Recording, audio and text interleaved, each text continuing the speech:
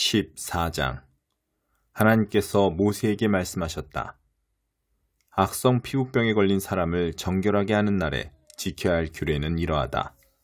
먼저 그 사람을 제사장에게 데려가면 제사장은 그를 진 밖으로 데리고 나가서 살펴보아야 한다.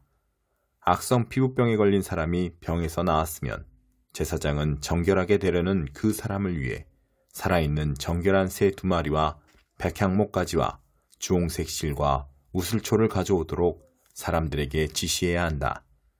제사장은 병에서 나은 사람에게 지시하여 그 2마리 새 가운데 1마리를 맑은 물이 담긴 질그릇 위에서 잡게 해야 한다.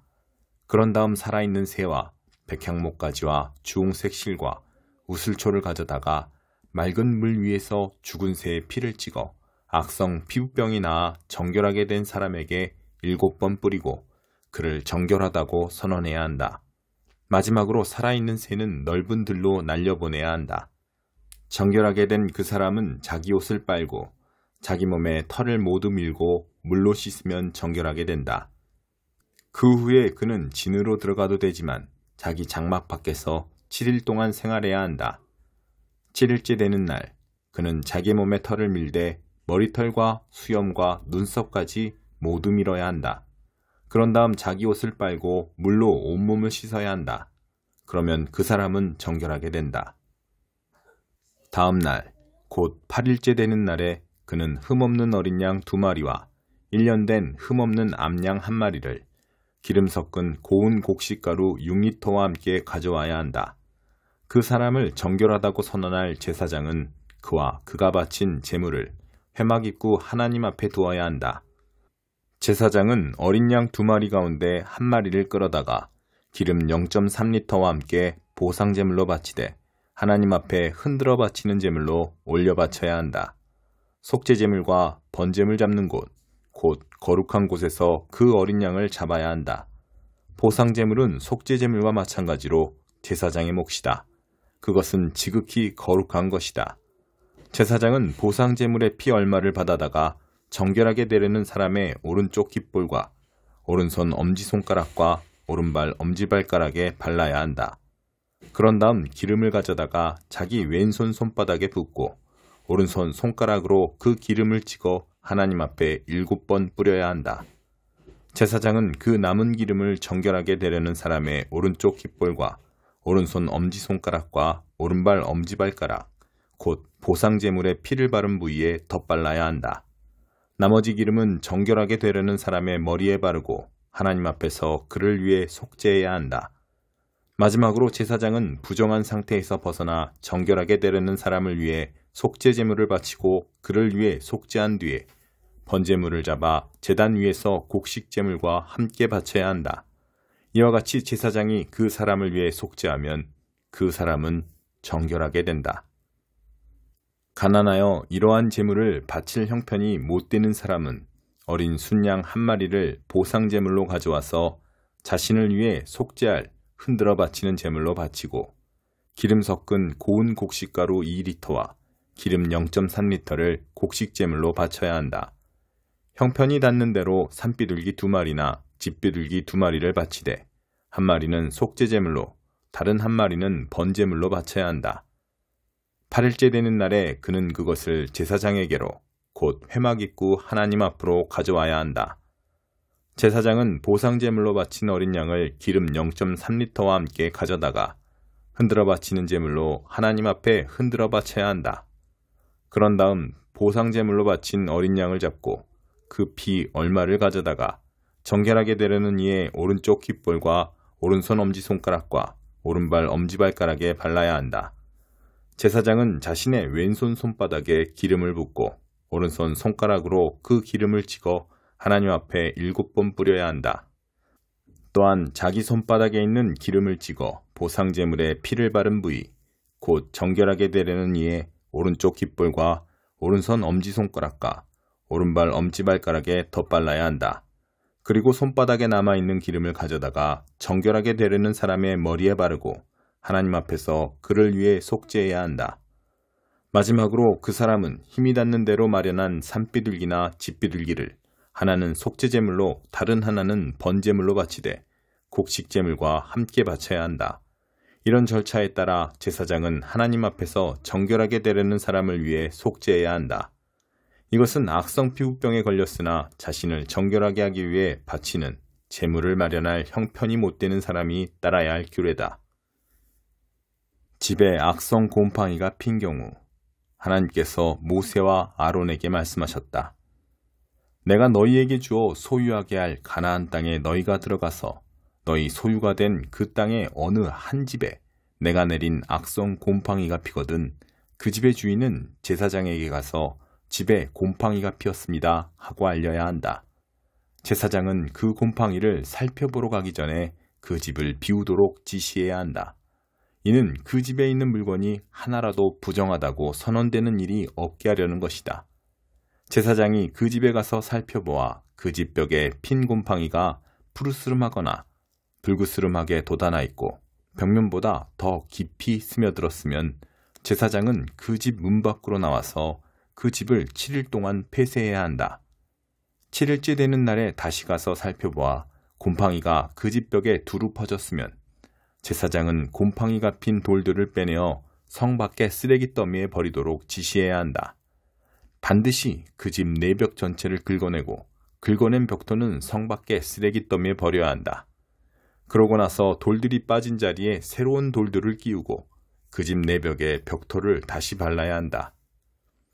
돌들을 빼내고 집 내벽을 긁어내어 벽토를 다시 바른 뒤에도 곰팡이가 피면 제사장이 가서 살펴봐야 한다. 만일 곰팡이가 퍼졌으면 그것은 악성 곰팡이다. 그 집은 부정하니 그 집을 헐고 돌들과 목재와 벽돌을 성 밖의 쓰레기 더미에 내다 버려야 한다. 그 집을 폐쇄한 기간에 그 집에 들어가는 사람은 누구든지 저녁 때까지 부정하고 그 집에서 잠을 자거나 음식을 먹은 사람은 누구든지 자기 옷을 빨아야 한다. 그러나 제사장이 가서 살펴봐 내벽에 벽토를 바른 뒤에 그 집에 곰팡이가 퍼지지 않았으면 곰팡이가 제거된 것이다. 제사장은 그 집이 정결하다고 선언해야 한다. 그런 다음 새 2마리와 백향목가지와 주홍색 실과 우슬초를 가져다가 그 집을 정결하게 해야 한다. 제사장은 맑은 물이 담긴 질그릇 위에서 새 1마리를 잡아야 한다. 그런 다음 백향목가지와 우슬초와 주홍색 실과 살아있는 새를 가져다가 죽은 새의 피와 맑은 물에 담갔다가 그 집에 7번 뿌려야 한다. 이렇게 새의 피와 맑은 물과 살아있는 새와 백향목가지와 우슬초와 주홍색 실로 그 집을 정결하게 해야 한다. 마지막으로 살아있는 새는 성 밖의 넓은 들에 놓아주어야 한다.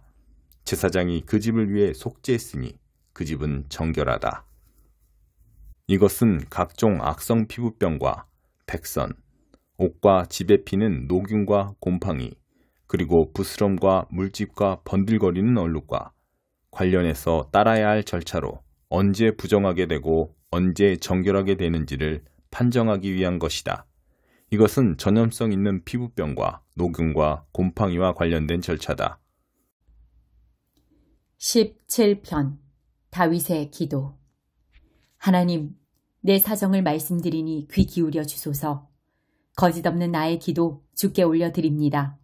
주께서도 아시는 일이니 나의 무죄함을 세상에 알려주소서. 나의 안과 밖을 샅샅이 살피시고 한밤중에도 들이닥쳐 나를 신문하소서. 나의 말이 틀림없음을, 조금도 거짓이 없음을 아시게 될 것입니다. 나는 세상 사람들처럼 내 마음대로 하지 않고 주님 뜻대로, 주님 말씀대로 살려고 애씁니다. 주님의 발자국 따라 한 걸음 한 걸음 내디디려 합니다. 나는 포기할 줄을 모릅니다. 하나님, 응답을 확신하기에 내가 주님을 부릅니다. 그러니 응답하소서. 귀 기울여 주소서. 담벼락마다 은혜라는 글자로 채워주시고 두려워 떠는 이들, 주위에 무레배들을 피해 죽게 달려오는 주님의 자녀들을 품어주소서. 내게서 눈을 떼지 말아주소서. 나를 노리는 악인들, 지긋지긋하게 몰려오는 저 원수들이 못 보게 나를 주님의 시원한 날개깃 아래 숨겨주소서. 저들의 마음은 쇠모처럼 강고하고 저들의 입에서는 허풍이 뿜어져 나옵니다. 저들이 나를 쫓아와 뒤꿈치를 잡아채고 넘어뜨리려 합니다. 사자처럼 갈기갈기 찢으려 하고 젊은 사자처럼 도끼를 품고 나를 덮치려 합니다. 하나님, 일어나소서. 저들의 턱수염을 뽑고 뼈를 부러뜨리소서. 주님의 칼을 들어 저들의 발톱에서 나를 빼내주소서. 하나님, 오늘 너머의 일을 생각지 않는 저 작자들, 저 무지막지한 자들을 맨손으로 꺾으소서. 저들이 기근 때나 먹는 험한 음식을 먹고 부황 들린 모습을 내 눈으로 보고 싶습니다. 저들은 씨 뿌려 거둔 풀뿌리로 차마 못 먹을 빵을 만들 겁니다. 첫 번째 것은 자신들이 먹고 두 번째 것은 자식들에게 주고 껍데기는 어린아이들에게 주어 씹게 하겠지요. 그러나 나는 주님의 그 얼굴을 마주하여 볼 것입니다. 잠자리에서 일어날 때마다 주님 모습 그대로 뵙고 지상에서 천국 맛보며 살 것입니다. 28장 하나님의 법을 사랑하면. 악인은 쫓는 사람이 없어도 가책을 느끼고 불안에 달아날 준비를 하지만 정직한 사람은 느긋하고 당당하며 사자처럼 담대하다. 나라가 혼란에 빠지면 다들 나라를 안정시킬 계획을 내놓지만 상황을 바로잡으려면 진정한 이해력을 갖춘 지도자가 있어야 한다. 가난한 이를 압제하는 악인은 우박을 동반해 수확물을 쓰러뜨리는 폭풍과 같다. 하나님의 법을 저버리면 악행을 얼마든지 받아들이게 되지만 하나님의 법을 사랑하면 그 법을 지키고자 필사적으로 싸운다. 악인은 정의를 이해하지 못하지만 하나님을 찾는 사람은 정의를 속속들이 안다. 가난해도 곧은 길을 걷는 것이 부유하면서 굽은 길을 걷는 것보다 낫다. 하나님의 법을 실천하면 지혜롭다는 평판을 얻고 제멋대로 된 무리와 어울리면 가문의 수치가 된다. 속임수와 강탈로 원하는 만큼 부자가 된다 해도 결국에는 가난한 이들의 친구가 와서 그 모두를 그들에게 되돌려줄 것이다. 하나님은 그분의 말씀을 듣지 않는 자의 기도를 싫어하신다. 선한 사람을 그릇된 길로 이끄는 자는 끝이 좋지 못하나 선을 행하면 보상을 받을 것이다. 부자는 자기가 모든 것을 안다고 생각하지만 가난한 사람들은 그 속을 꿰뚫어 본다. 착한 사람이 승진하면 모든 면에서 좋지만 나쁜 사람이 책임자가 되거든 조심하여라. 죄는 눈가림으로 넘어갈 수 없다. 죄를 인정하고 버려야 불쌍히 여김을 받는다. 인정 많은 사람은 복을 받고 살지만 못 인정한 사람은 고달프게 산다. 사자가 으르렁대고 곰이 달려든다. 가난한 사람들 위에 군림하는 악인이 이와 같다. 통찰력 없는 지도자들 사이에는 권력 남용이 넘쳐나지만 부패를 미워하는 사람의 미래는 밝다. 살인자는 죄책감에 시달리다 죽을 운명이다. 그를 도울 길이 없다. 바른 길을 걸으며 제대로 살면 구원을 받지만 바른 길에서 벗어난 삶은 결국 죽음에 이른다. 과수원을 일구면 먹을 것이 넉넉해지지만 놀고 즐기면 빈 접시만 남는다. 마음을 다해 꾸준히 일하면 성과를 올리지만 속히 부자가 되려고 하다가는 사기를 치게 된다. 한쪽만 편드는 것은 언제나 나쁜 일이다. 별것 아닌 것처럼 보이는 방식으로 큰 해를 끼칠 수 있다. 부자가 되는 데만 눈이 팔린 구두쇠는 자기가 결국 무일푼이 될 줄 모른다. 알랑대며 아첨하는 사람보다 진지하게 꾸짖는 사람이 나중에 고맙다는 말을 듣는다. 아버지와 어머니의 것을 훔치고도 그게 뭐 어때서 라고 말하는 자는 해적만도 못하다. 욕심 많은 사람은 하는 일마다 말썽이지만 하나님을 신뢰하면 행복이 찾아온다. 모든 것을 안다고 생각하는 자는 정말로 미련하다. 남에게 지혜를 배우는 사람이 끝까지 살아남는다. 가난한 사람에게 너그럽게 베풀면 굶주리지 않지만 그들의 어려움을 못 본 채 하면 저주의 세례가 쏟아질 것이다. 부패한 자들이 세력을 잡으면 선한 사람들은 지하로 숨지만 악인들이 쫓겨나면 안심하고 다시 나올 수 있다. 2장 무법자의 등장. 친구 여러분, 이어지는 글을 주의 깊게 읽어보시기 바랍니다. 침착하십시오.